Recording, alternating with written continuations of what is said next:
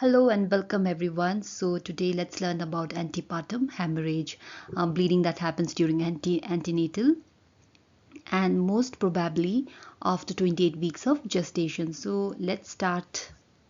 Okay, so starting off with what is placenta previa. Okay, so the definition is the placenta previa is where the placenta is implanted partially or completely over the lower uterine segment, okay, adjacent to the internal os. And what are the incidents?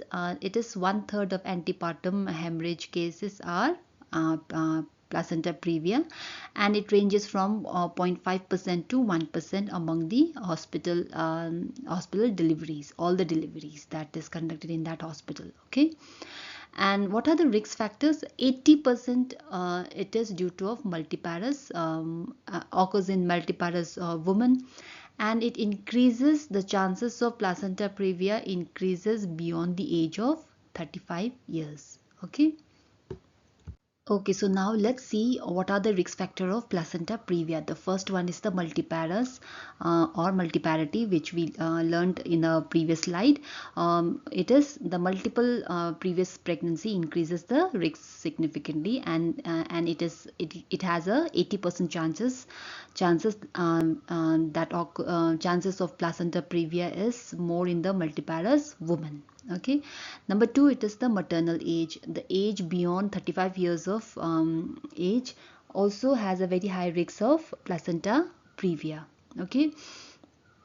Number three is previous surgery. If a mother has undergone cesarean section or myectomy or a hysterectomy, and this creates a scars. Hence, the chances of placenta lying on the lower uterus, lower uterine segment is high. Okay, so there is a risk of placenta previa. Number four is the smoking. Okay, now here what happens in the smoking, the placenta actually gets hypertrophy. So now why does this happens? It happens because to compensate the carbon monoxide in the blood or in the placenta, or because of the hyperoxemia, because of the reduce in the oxygen, the placenta actually increases its size. Okay, so that is the reason for placenta previa. Okay, so now let's learn about the types of placenta previa. So the first one is the low-lying placenta, where the major part of the placenta is attached at the upper segment of the uterus. Okay, and it doesn't touch the internal os or reaches the internal os. Okay, this is the type 1.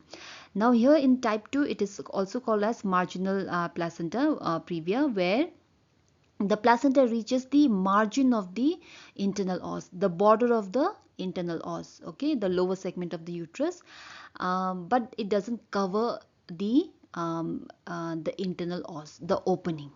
Okay, and remember the posterior type is considered to be the dangerous one. Okay. Number 3 is the partial center. Okay, here in partial center, what you'll see, during the close internal, when the internal os is closed, you'll see that the placenta has covered the lower segment of the uterus, which is the internal os. But when it is fully dilated, that means when it is 10 centimeter dilated, the internal os is not entirely closed. Okay, it is not entirely closed. Okay, so this is called partial center. Okay, and number 4, what we have is that this is a complete center, where the where the placenta has completely covered the internal os. Okay, whether the cervix has fully dilated or not, you will still see that the placenta has completely covered the internal os. Okay, so now let's see what are the clinical presentation or clinical manifestation. So the first one is the classical symptoms is the vaginal bleeding. Okay, and it is characterized by a sudden onset, and it is painless. Okay, so the bleeding is apparently clueless, and it is also recurrent. Okay, and the bleeding is also not related to activity, and it often occurs during sleep. Okay, and the color of the blood is usually bright red. Okay, and what is more interesting or very so interesting, that is the that the hemorrhage occurs or the bleeding occurs only in 1/3 of the case. Okay, so now what does this mean is, sometimes what happens, the bleeding or the separation of the placenta does not occur at the edge of the placenta. Okay, sometimes the separation might be happening at the center of the placenta, and the edge of the placenta is intact. So in that case, what happens, the bleeding will be happening inside, but it will not be seen outside in the vagina. Okay, so that is why it is a warning hemorrhage, and 1/3 of the bleeding can only be seen, okay, through in the vagina. So the first bleeding episode usually occurs before 38 weeks of gestation. The lower limit is 28 weeks, with early bleeding more likely in the major degrees. Okay, so the physical signs are anemia, number one. Okay, if and number two, it is the uterus feels relaxed, soft and elastic. Okay, and there is a malpresentation. Okay, persistent malpresentation is common. And then the fetal head will not be engaged. The head is still remains high and it is floating. Okay, and the fetal heart sound is usually the fetal heart sound, you will hear the fetal heart sound. Okay, so what are the things that you need to remember is the vaginal examination. If it is placenta previa, if it is bleeding, okay, the first thing is that you should not be performing per vaginal examination. Okay, because you might injure the placenta and then there can be a torrential hemorrhage. So how do you diagnose, or is there any investigation that we can do? And those are, the first is the clinical suspicion, which is which you objectively see, okay, or subjectively the patient might tell you. Okay, so it is a painless recurrent vaginal bleeding in second half of the pregnancy should be considered placenta previa unless proved otherwise. Okay, all the bleedings that happens during the second half of the pregnancy should be considered as a placenta previa. Okay, number two, and, you can find out whether it is placenta previa or not through ultrasound. Okay, and there is also other advanced imaging, which can be called Doppler flow study, 3D power Doppler, and MRI also can be. Through this also you can diagnose whether it is placenta previa or not.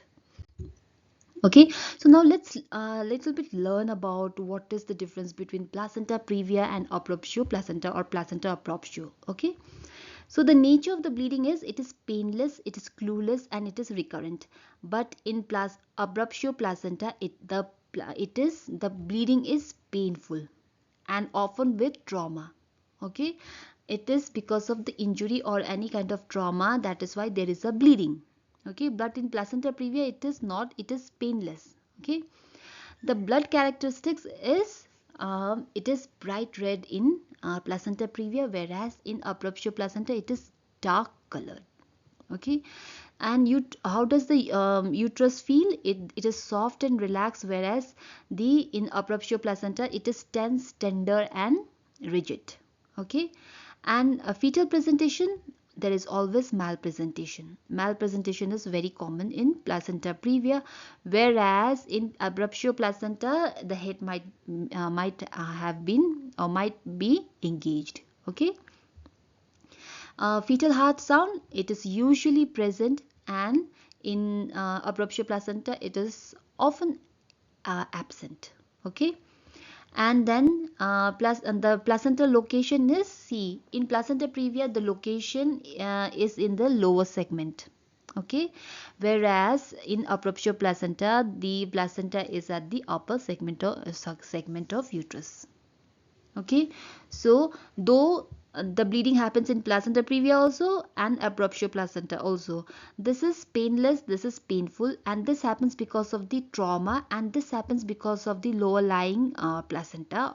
Okay, and where there the placenta is silently separating itself from the uterus. Okay, So these are the difference between placenta previa and abruptio placenta. So now let's see what are the maternal and fetal complications. The first one, the maternal complication. The chances because of the antepartum hemorrhage, she can land into shock if not treated early. Okay. There is a malpresentation and premature labor.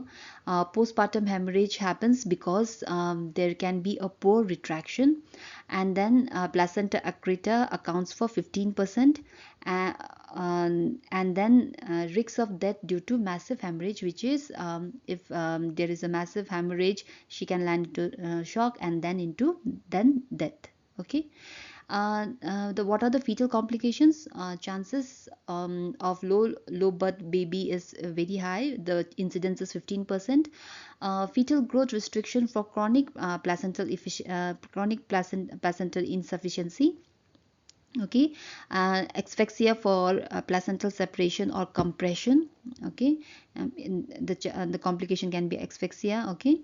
And then intrauterine death in severe cases, birth injury from operative delivery, and then there are three times more more chances that there can be a congenital malformation. So now let's learn the management of placenta previa or the bleeding during antepartum. So the first is the immediate assessment that you need to do is the evaluate the blood loss. Okay, check for vital signs, start IV access, and arrange for blood transfusion. There you should be doing a gentle abdominal examination just to check for presentation of the baby, whether the head has engaged or not, and then fetal heart rate. Okay, and check for the fetal heart rate.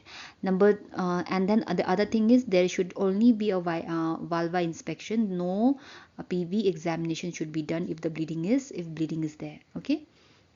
What are the expected management that you need to do is, if the pregnancy is less than 37 weeks, then and the mother and the baby is both stable, then she should be kept in bed rest. Blood transfusion should be given if needed. Okay.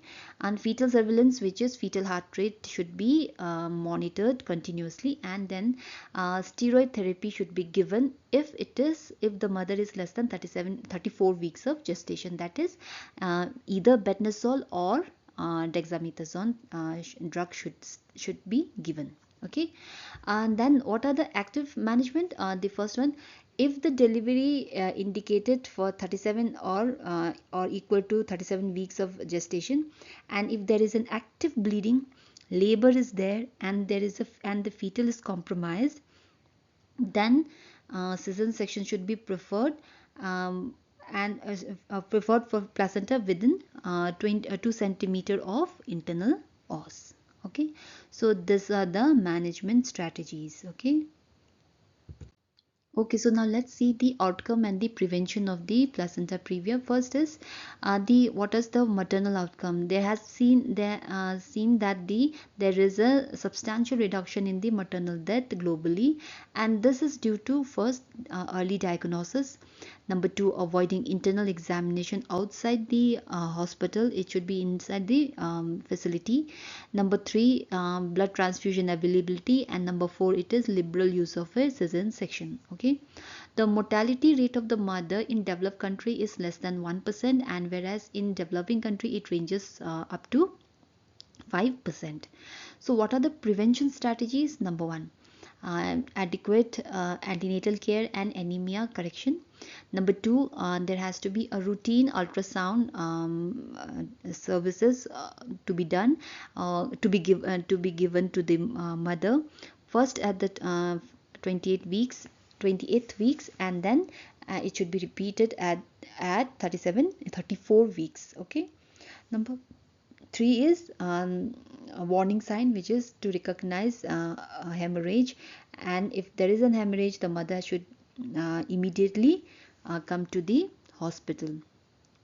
Number 4, there has to be a color Doppler ultrasound to detect placenta accreta, and then family planning should be encouraged to reduce high risk pregnancy. Okay.